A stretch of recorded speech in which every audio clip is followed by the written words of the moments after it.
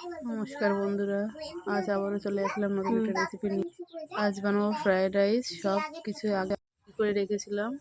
500 গ্রাম মুঠি চাল নিয়েছি। এদিকে সেরে জল গরম হতে দিয়েছিলাম। জলটা এখন গরম হয়ে গেছে, এবার চালটা দিয়ে দেবো।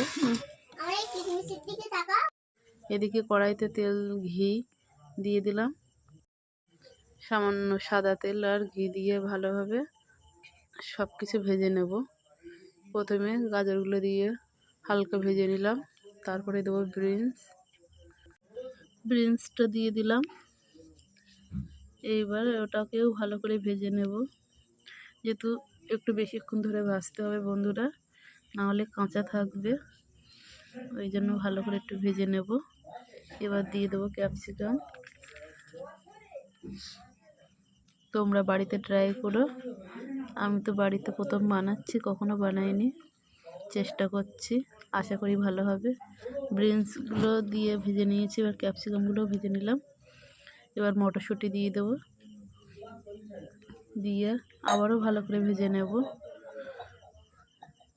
একসাথে দিলে মটরশুঁটিগুলো ভালো ভাজা হতো না, কিংবা গাজরগুলো কাঁচা থেকে যেত, ওই জন্য সব কিছু আলাদা করে দিচ্ছি।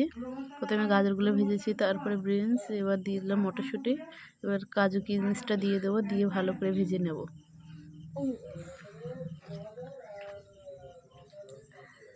এগুলো দিয়ে ভালোভাবে ভেজে নেব সবগুলো একসাথে। এবার তুলে নেব। ভাজাটা আমার ভালোভাবে হয়ে গেছে, দেখো কত সুন্দর একটা রং এসছে। এবার সবগুলো তুলে নেব। ভাজা আমার হয়ে এসছে। বন্ধুরা, যদি রান্নাটা ভালো লাগে সাবস্ক্রাইব করতে ভুলো না। কড়াইতে একটু তেল, ঘি, একটু গোটা গরম মশলা দিয়ে দিব, দিয়ে একটুখানি ভেজে একটা তেজপাতা দিয়ে দিয়েছি, হালকা ভেজে নেব। নিয়ে এবার এদিকে আমার ভাতটা হয়ে গেছে, দেখো কত ঝরঝরে ভাত হয়েছে। এটাকে ভালোভাবে ভাজবো হালকা করে।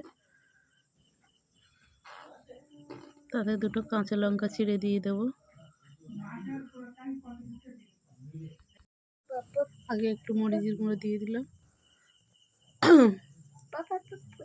তারপরে কাঁচা লঙ্কা দুটো দিয়ে দিলাম।